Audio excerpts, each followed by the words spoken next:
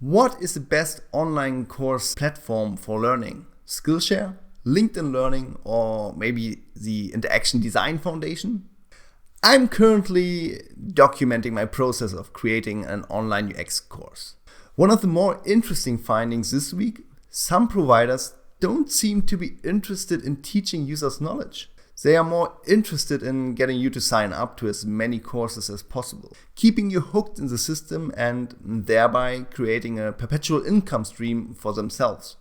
Back to what I did. In this video, I'll go over my research regarding the format of some of the online course providers I found. Thereby, I hope to get some inspiration regarding the format, and after that, I can start with the creative part.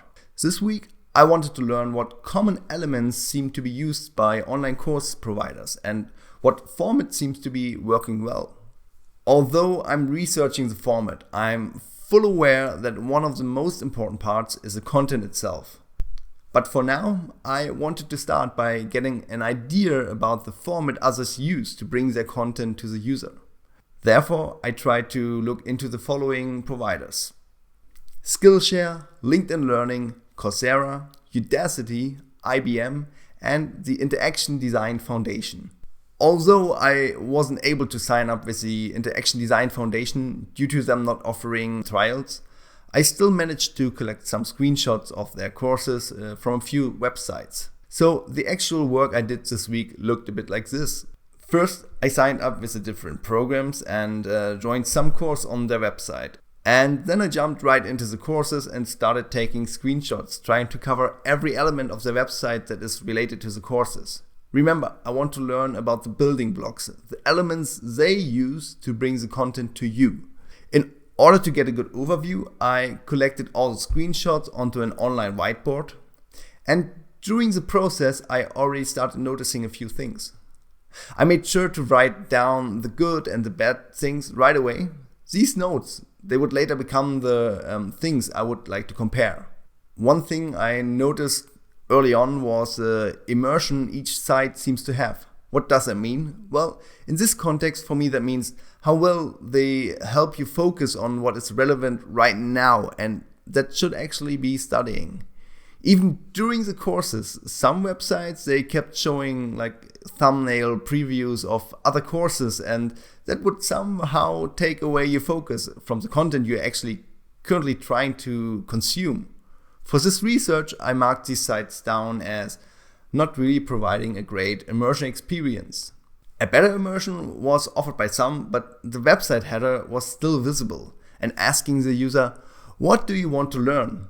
Even though the user already made their selection and they were watching the course content.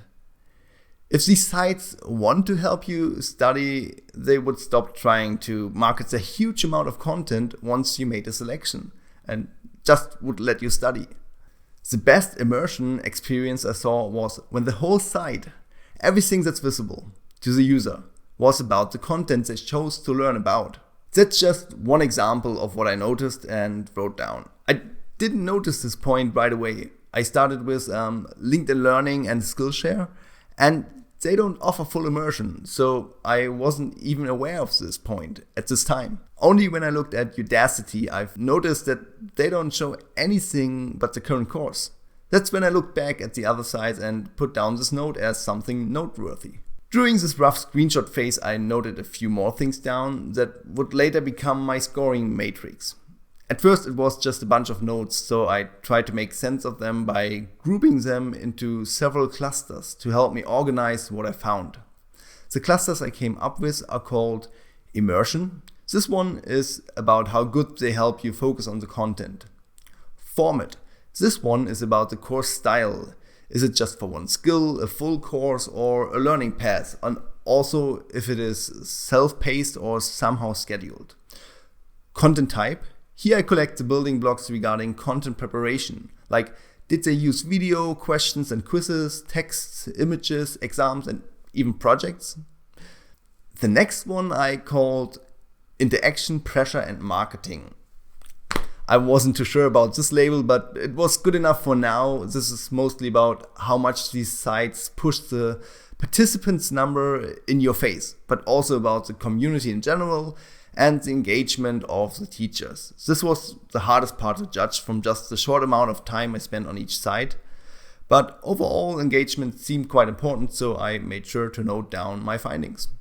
Finally, a cluster called features. Here I collected additional things that might be considered features. For example, the possibility to add notes to videos, or in general some note-taking functionality. There's also like the point language. Some of the courses support many languages and even offered multilingual transcripts. They might be quite helpful for an international target group. And certificates was another thing most seem to offer. Although I'm not a big fan of these certificates, as they don't really show the work someone does.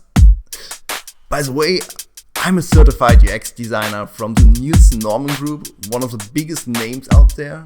I've also met Jacob Nielsen a few times. Does that make me a better UX designer? No, not necessarily. But it also doesn't hurt to have these certificates. But to be honest, certificates don't tell you a lot about the actual skill set a person has.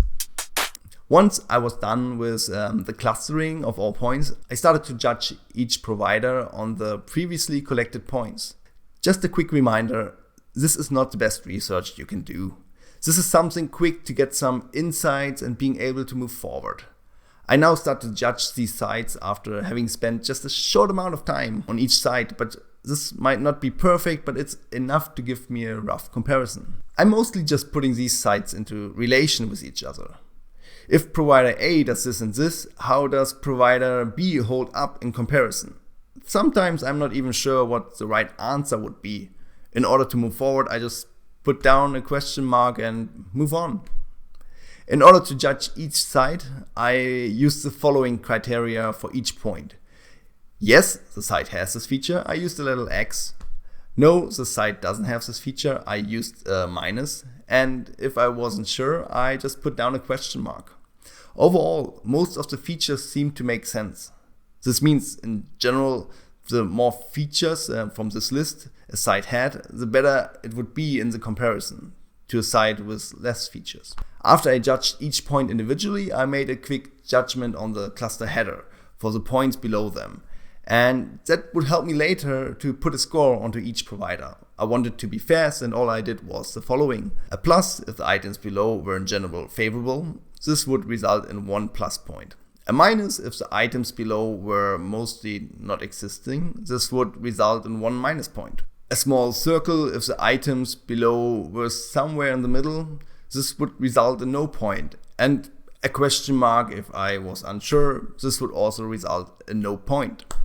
In the end, I added up the points from each cluster, and so we get a score for each provider, and therefore maybe a helpful indicator what to look at next. Again, what I did here may not be perfect, but that wasn't the goal anyway. The goal was to give a rough impression and comparison based on what I've found so far. Something to quantify the feeling I had when looking over the different things about these sites. And don't forget, this is not about the content, but about the format of these sites. Now, let's take a look at the results. I already sorted the sites by the scores they got, from left to right. Skillshare and LinkedIn Learning, they come in last with -2 and -1 point, followed by the Interaction Design Foundation and IBM with 0 points, and in the lead are Coursera and Udacity with 3 and 4 points. So, what did I learn today? Well, I got a rough understanding of the elements each provider offers. From this understanding, I made some assumptions what I think are good and bad things about online course providers. These are just assumptions, and that's okay for now. This will help me build a starting point, and we can test everything later. Here's my short list of important things to consider. First of all, a full immersion experience. This seems to be important in order to keep the user's focus on learning instead of trying to get him signed up for 10 other courses as well. Next comes a diverse set of interaction elements to keep the user involved, ranging from video over quizzes to projects. And finally, I think engagement of some sort is very important. So someone learning something new can receive some kind of feedback if he's on the right track or not. I'll keep these in mind for the upcoming tasks. Now, The next step I want to take is to create a rough picture of what my UX learning platform might look like, and that's something I hope to show you in one of the next videos. So that's enough for today. Here's a short summary of what I did today. First, I signed up with the providers I identified in the last video. Then I joined a UX course and started to take screenshots of the platforms. Doing that, I started to notice a few points I immediately wrote down, and from all the notes, I made some clusters and added them to Microsoft Excel, and I started to judge each site by these criteria. Then I judged each cluster and added up the points each provider got, and now I have a rough understanding of all the building blocks each site has and what sites I think work better and what sites don't. But don't forget that content is king. No matter the format, the content and the teacher are still the most important things when it comes to online education. Well, I hope you enjoyed today's video. Please hit the like button, comment and subscribe to my channel. And as always, keep exploring the science behind the science of usage. Bye.